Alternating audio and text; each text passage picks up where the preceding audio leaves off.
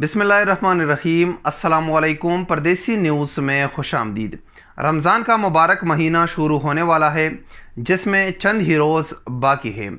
Saudi अरब में रमज़ान के दौरान औकात कार यानी ड्यूटी टाइम चेंज हो जाता है।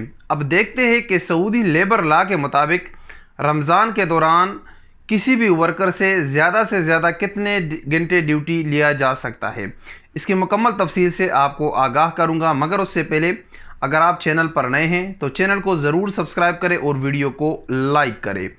सऊदी अरब में बहुत सारे कफ़ील और कंपनियां मुअस्ससे ऐसे हैं जो बड़े ज़ालिम हैं। वो अपने वर्कर के साथ बहुत जुल्म और नारवा सलूक करते हैं, जिसमें एक ये भी है कि रमज़ान के दौरान वो नॉर्मल दिनों से ज़्यादा ड्यूटियाँ भी अपने वर्कर से लेते हैं और वो रमज़ान के तकद्दुस का भी ख्याल नहीं रखते कि एक मुसलमान रोज़े की हालत में है और फिर भी उस पर जुल्म करता है और उससे ज़्यादा ड्यूटी लेते हैं।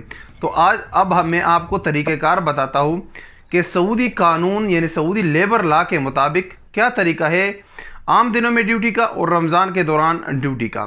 अगर हम सऊदी लेबर लॉ को देखें, उसकी चैप्टर 2 आर्टिकल नंबर 98 यानी 98 नंबर आर्टिकल को अगर हम ओपन करके देखें तो इसमें वर्किंग हावर्स को डिटरमाइन किया गया है और इसकी वजाहत की गई है।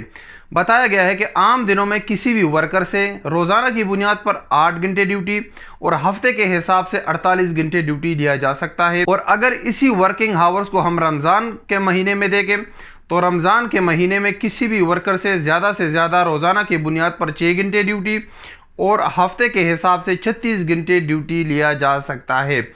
तो अगर आपका कफ़ील या आपकी कंपनी आपसे रमज़ान के महीने में ज़्यादा काम कराता है तो आप उनको ये आर्टिकल दिखा सकते हैं।